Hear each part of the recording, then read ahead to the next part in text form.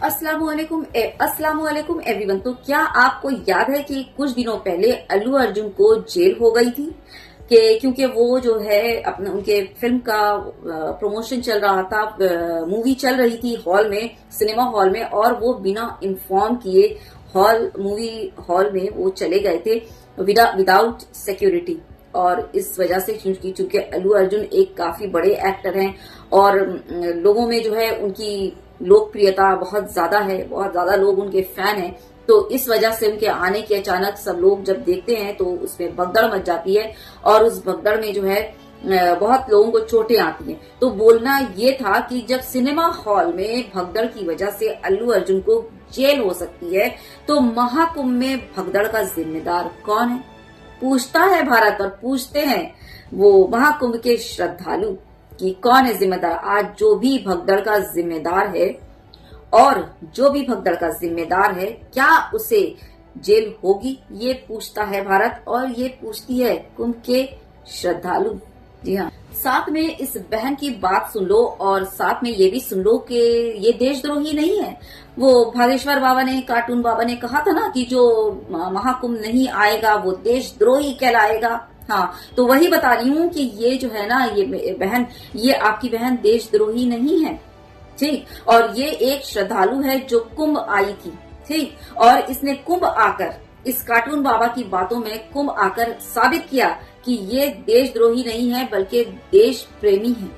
जी हाँ, वीडियो देखिए। बोल रहा कि 2,500 से 3,000 आदमी मरा है और सबको गायब कर दिया गया है कि मेला में बैंड ना लगे, यहाँ मुआवजा ना देना पड़े। तो हमको कुछ नहीं चाहिए, जिस भी हाल में मेरे पापा है बस हमको लौटा दिया जाए और हमको कुछ नहीं चाहिए, यहाँ से हमको कुछ नहीं लेके जाना है, वो मिल जाए। मेरे घर के इकलौते का जीवन है। एक पे एक पड़े थे 25 लाश, मेरे जहाँ मेरे मामी भाभी पड़ी थी वहाँ पे 25 लाश पड़े थे। वहाँ उस दिन के डेट में 125 लाश मरी है, वहाँ पे 125 लोग मरे हैं, लेकिन दिखाया कुछ नहीं गया है, कुछ नहीं दिखाया गया है। आप कैसे खुद को वहाँ पे संभाली, बचाई? हम इतने लोगों को हमको संभालना था, इसके लिए हम अपने आप को संभाली, बच्चे लोगों को रिक्वेस्ट करके वो लोग वहाँ जहाँ थे उनको वहाँ की, लेकिन मैं अपने भाभी और मामी को नहीं बचा पाई। वो लोगों को हम लोगों ने ढकेलते ढकेलते कहाँ तक चले गए, हमारी पूरी परिवार बिछड़ गई, हमें खुद भी नहीं मालूम। जब वहाँ जाके देख रहे हैं तो मेरी मामी और भाभी दोनों का डेथ हो चुका है, मामा का पैर फ्रैक्चर हो चुका है।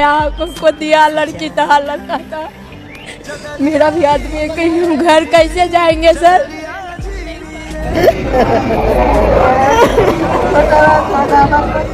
ये भी नहीं बता रहे किस अस्पताल में, किस जगह जो घायल हुए हैं वो कहाँ गए, जिसकी बॉडी कहाँ गई, वो भी तो दे दे पब्लिक को, फिर जाके अपना देख लेंगे। हाँ, तो देख लिया, बताइए कौन है जिम्मेदार, है ना? पूछता है भारत, पूछता है देश की जनता कि आखिर इसके साथ ऐसा क्यों हुआ। ये तो देशद्रोही नहीं है, अगर देशद्रोही होती कुंभ में नहीं जाती तो समझ आता।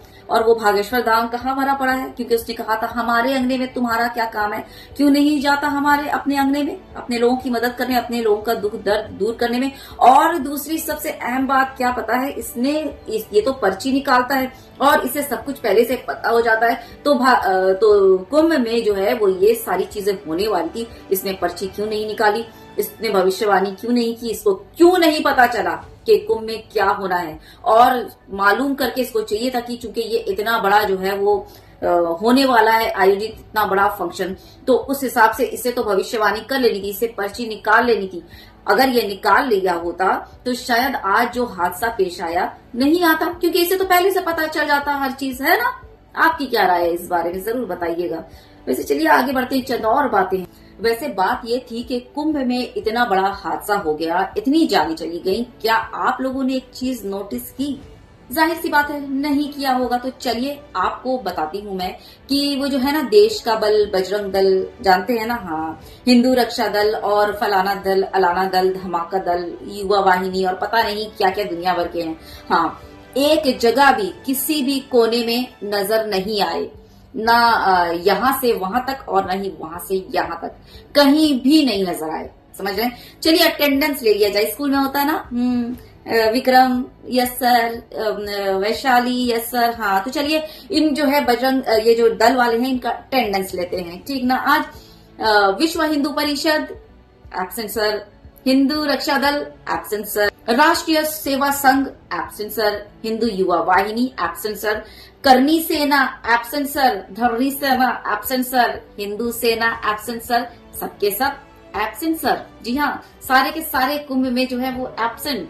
कोई भी एक भी प्रेजेंट नहीं अपने हिंदुओं को बचाने, अपने भाइयों को बचाने, जिनको लेकर ये हिंदू राष्ट्र की क्या बोलूं, है ना, यानी कि देख लीजिए कि बड़े बड़े संगठन खास हिंदुओं की रक्षा के लिए, हिंदुओं की मदद के लिए, और देख लीजिए कि कोई एक संगठन उस भगदड़ के बाद ना वहां कैंप लगाने आती है, ना अपने लोगों की मदद करने आती है, अपने लोगों का हाल पूछने आती है।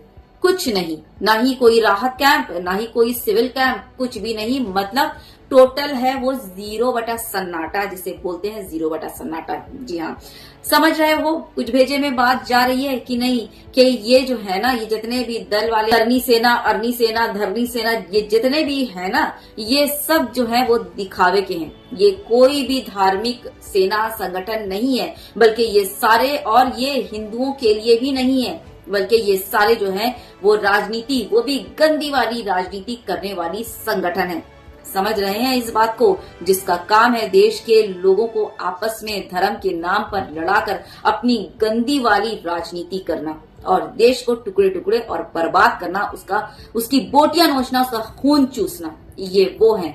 ये सारे संगठन वाले, या फिर वो बोल लो कार्टून बाबाज, और वो जो है गंदी राजनीति वाले करने वाले, नफरत फैलाने वाले, वो जितने जो वो नेता, जी हाँ, सिर्फ और सिर्फ कुंभ मेले से पहले इसी में लगे थे हिंदू मुसलमान करने में, कि मुसलमानों की एंट्री वहां नहीं होगी, मुसलमान वहां नहीं जाएंगे, हमारे अंगने में तुम्हारा क्या काम है, फलाना धमाका, और मुसलमानों की बैन की बातचीत कर रहे थे। लेकिन देख लीजिए वहां सिर्फ उन श्रद्धालुओं की मदद करने के लिए सिर्फ और सिर्फ मुसलमान है, और साथ में कई दूसरे धर्म के लोग भी जुड़े। लेकिन ये संगठन वाले कहीं दूर दूर तक नजर नहीं आए खुद अपने श्रद्धालुओं की मदद करने के लिए।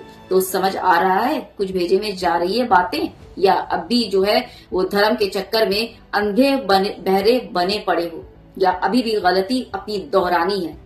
क्योंकि क्या है ना, अंधों को आंखें दिया जा सकता है, अंधों को रास्ता दिखाया जाता है, लेकिन जो जिसकी आंखें ऑलरेडी हैं, जो अंधे नहीं है, उनको कोई नहीं कुछ दिखा सकता या बता सकता। समझ रहे ना? हाँ, ये बात जरूर तय है। आपको ये जितने में मैंने नाम गिनवाए ना, जिनका अटेंडेंस मैंने लिया, ये सारे संगठन वाले आपको कहाँ नजर आएंगे आपको पता है? जहां गाय के नाम पर जो है वो मॉब लिंचिंग करनी होगी, वो निर्दोष मासूमों की जाने लेनी होंगी, जहां जबरदस्ती मुसलमानों को, उनके बच्चों को, छोटे छोटे बच्चों को या बूढ़ों को दल बनाकर, झुंड बनाकर जो है वो घेर कर, मार कर, पीट कर जबरदस्ती जेसार के नारे लगवाने होंगे, या फिर धार्मिक रैली के नाम पर मुसलमानों के बस्ती मोहल्ले से गुजरते हुए डीजे में गंदे गंदे गाने बजाने होंगे, मुसलमानों के लिए गालियां देते हुए, या फिर वो उनके मजारों और मस्जिदों की मीनारों पर चढ़कर भगवा लहराना होगा और जेसा के नारे लगवाना होगा। वहां सारी जगह आपको ये सारे दल वाले और ये सारे संगठन वाले जरूर नजर आएंगे। तो अपील करती हूँ उन भोले भाले हिंदुओं से और उन 14-15 साल के लड़कों से, युवाओं से और नौजवानों से जो इन संगठनों में जाकर अपनी एक इमेज और अपनी एक जगह बनाने की कोशिश कर रहे हैं और सोचते हैं कि बहुत हम धर्म की सेवा कर रहे हैं। तो उन नौजवानों को, उन बच्चों को, उन युवाओं को ये बता दूं कि इस महाकुंभ के मेले में जो सबसे ज्यादा प्रताड़ित हुए हैं ना, वो तुम्हारे अपने ही हैं और वो तुम्हारे अपने धर्म के ही लोग हैं। और उनको प्रताड़ित करने वाला कौन? कोई मुल्ला, कोई मुसलमान नहीं, कोई दूसरे धर्म के लोग नहीं, बल्कि तुम्हारे खुद के अपने ही धर्म के हिंदू नेता, हिंदू संतरी, हिंदू मंत्री और हिंदू ऑर्गेनाइजर, हिंदू पता नहीं क्या क्या। ठीक, ये तुम्हारे सब अपने ही लोग थे, जिसकी वजह से खुद तुम्हारे अपने लोग परेशान हुए। और ये देश इस कुंभ मेले को जो है ना वो हमेशा याद रखेगा। ये देश सिर्फ नहीं, इस देश की जनता भी। ठीक ना? तो देख लिया ना भाईचारे वाला अरेंजमेंट, और सरकारी चोंचलों से वो जो है ना भाईचारे वाला अरेंजमेंट, वो हमेशा ऊपर रहेगा और रहा है। चाहे वो कोरोना के वक्त की बात तो ले लो, या फिर जो है वो तीर्थ यात्रा पर बाढ़ आई थी, है ना, बाढ़ में फंसे लोगों की मदद हो, लोगों ने उस वक्त भी अपने भाईचारे से ही एक दूसरे की मदद की थी, और एक दूसरे के भाईचारे ने ही एक दूसरे की मदद की थी, और अब इस कुंभ मेले में भी मदद कर रहे हैं।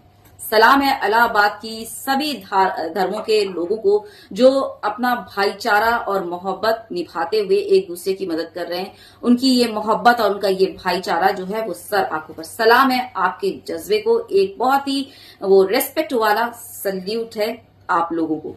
यूं ही अपनी यूनिटी बनाए रखिए। बस इसी नोट के साथ अपनी वीडियो यहाँ खत्म कर रही हूँ। शेयर करना बिल्कुल मत भूलिएगा, ज्यादा से ज्यादा वीडियो शेयर कर दीजिएगा। और वीडियो की रीच के लिए जरूरी होता अपने ख्यालात का इजहार करना और शेयर करना, और साथ में वीडियो पसंद आई हो तो एक लाइक भी करना।